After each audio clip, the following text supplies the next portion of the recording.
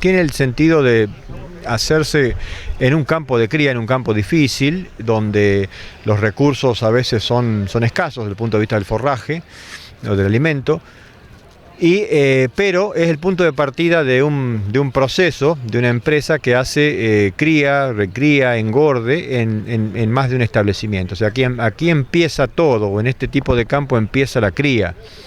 Eso de producir terneros con alta eficiencia en un ambiente complejo. Y está bueno que haya sido elegido este lugar porque es el más complejo y el más duro de toda la empresa, ya que si hubiera elegido el campo de engorde o donde se hacen mediciones de genética, a veces no se ve justamente la dureza del proceso en el lugar donde empiece. ¿Por qué digo eso? Porque aquí está el rodeo de cría, donde se puede ver que si acá algunas cosas ocurren, como tener altas tasas de reproducción, altas tasas de procreo, entonces también son posibles en campos similares en toda esta región semiárida.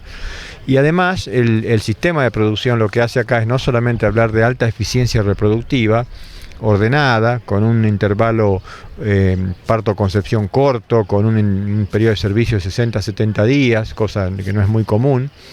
Eso genera terneros homogéneos, una reproducción muy ordenadita, sino que además tiene solapado una estrategia de la empresa que es un proceso de selección duro también, buscando animales de alta eficiencia de conversión del forraje y del alimento, no solamente la conversión del pasto en kilos de ternero, sino además que esos terneros luego provean una alta eficiencia de conversión en su recría, en su engorde posterior, y a su vez que tengan un alto rendimiento carnicero al momento en que ese animal es faenado y va esa carcasa al gancho y luego al desarmado en cortes minoristas.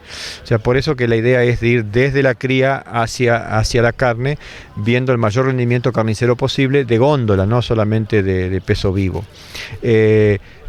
Atributos particulares o especiales, entonces la locación no tiene más que eso, pero sí poder mostrar la capacidad de organizarse de una empresa, de un productor que quiere hacer converger los tres grandes atributos, que es reproducción en alta eficiencia, una muy buena conversión de toda la cadena, no solamente de un grupo, de una de las etapas, y a su vez el mayor rendimiento posible en carne efectiva de ese animal que se ha producido.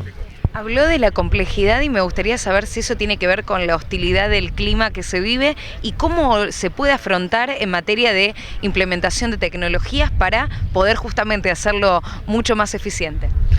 Sí, estos climas son complejos porque son a veces brutales. Hay épocas de muchas sequías o de fríos y de amplitudes térmicas muy importantes.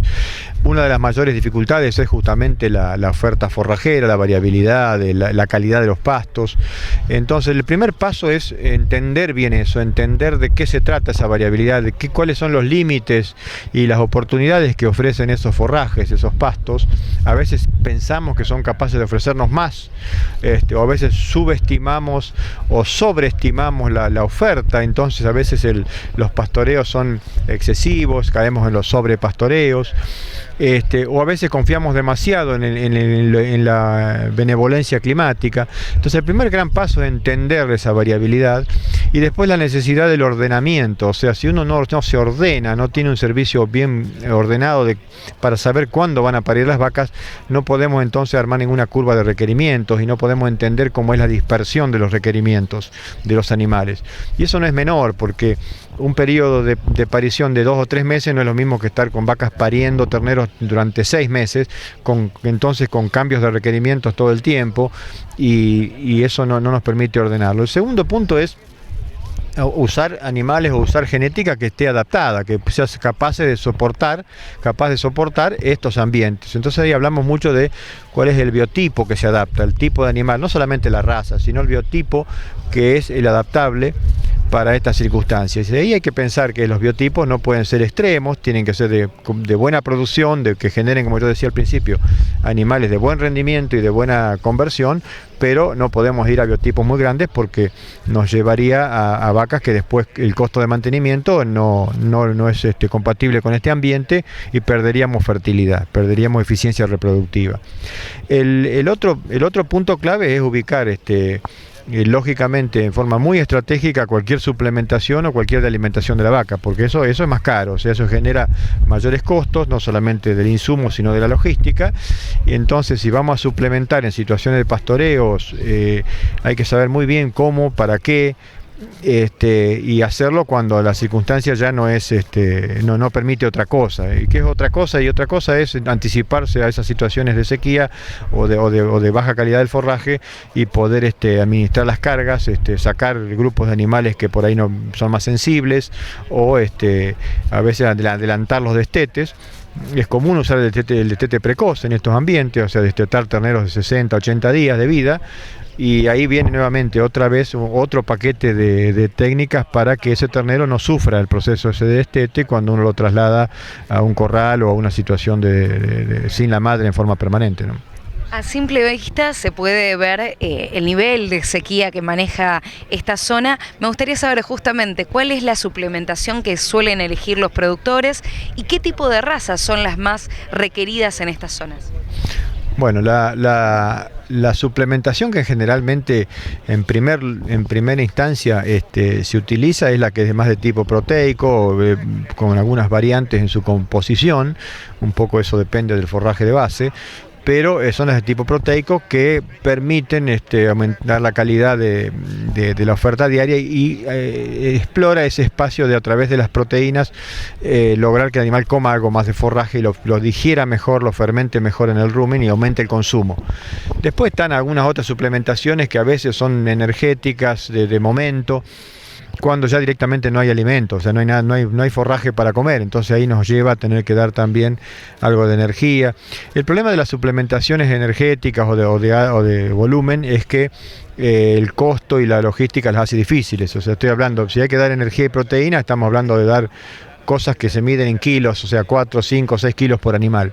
Cuando hablamos de suplementar proteínas nada más, hablamos de gramos o de 200 gramos, 500 gramos, 1 kilo. Entonces los niveles son distintos.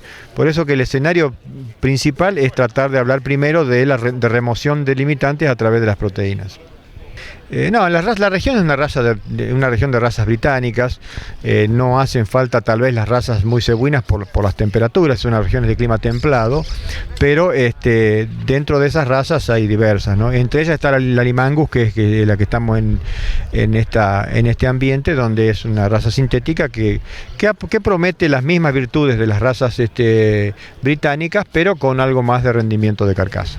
¿Cuáles son las principales consultas que le realizan, ya lo dejo ir, cuáles son las principales consultas que le realizan en materia allí en el INTA y sobre qué cuestiones están trabajando en la experimental?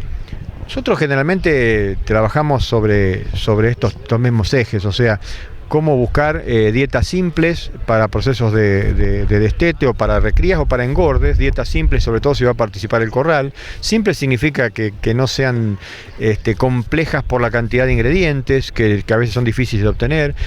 Utilizar subproductos, reducir la cantidad a veces de uso de aditivos o elementos que sea de origen químico, o sea, pueden ser antibióticos, ese tipo de cosas que tratar de minimizarlo o reducirlo. Y después lo que es cría, tratar de encontrar los espacios donde la vaca tenga que ser mejor alimentada para no poner en crisis su fertilidad o el desarrollo fetal, pero no despilfarrar insumo, ¿no?